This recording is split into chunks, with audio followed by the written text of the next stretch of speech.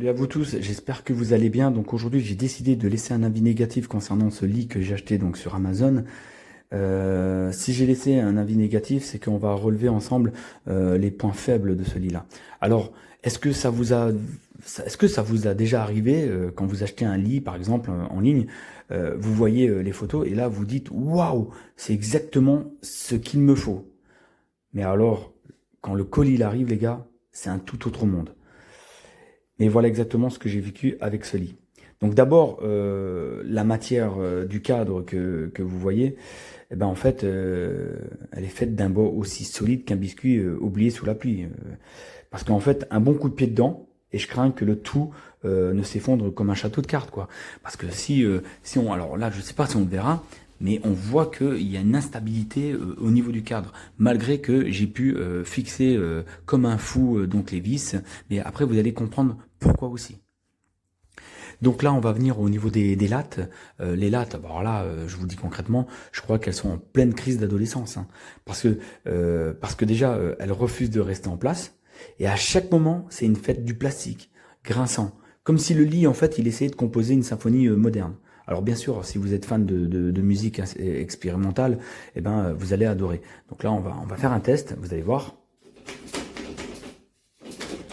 Voilà, c'est désagréable.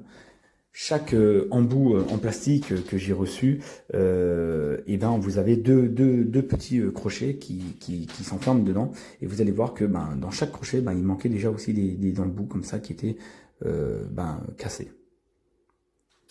Donc voilà. Ensuite, le vrai numéro aussi, alors là du cirque, c'est la barre Haillon.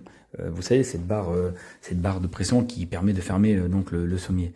Donc à la base, il est censé donc maintenir donc le sommier. Et donc quand vous le soulevez, eh bien, elle est fixée sur une couche, comme vous voyez là, une couche, mais alors aussi fine qu'une feuille d'aluminium. Imaginez-vous maintenant, hein, essayer de soulever une voiture avec une ficelle en papier. Voilà, bah là c'est pareil. Le sommier se soulève et se balance dangereusement, comme s'il avait l'âme d'un funambule, quoi. Voilà, regardez.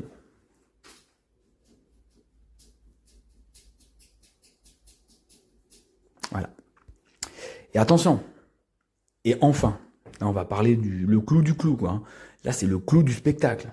Là c'est un moment, c'est le moment où tu vas visser, en gros le tout, mais d'un côté on visse avec enthousiasme et de l'autre on se rend compte que c'est comme si vous vissez du beurre.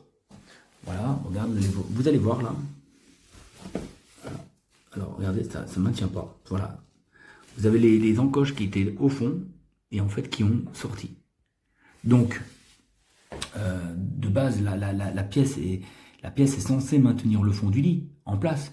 Eh bien, elle est là pour la déco, quoi. Parce qu'elle n'a aucune intention de faire son boulot. Voilà. Donc, en résumé, hein, je vous dis concrètement, ce lit est un véritable chef-d'œuvre, mais de l'absurde. Si vous aimez vraiment l'expérience d'ameublement de sensations fortes, c'est l'achat parfait. Voilà. Pour tous les autres, ben, je recommande vivement de passer votre chemin et de chercher un lit qui ne joue pas à cache-cache avec la solidité et la stabilité, quoi. Donc, ben, j'espère que cet avis vous pourra vous donner un petit résumé de cette expérience que j'ai pu vivre. Et bien évidemment, je vais donc contacter le vendeur pour lui faire part de ses problèmes. À très bientôt.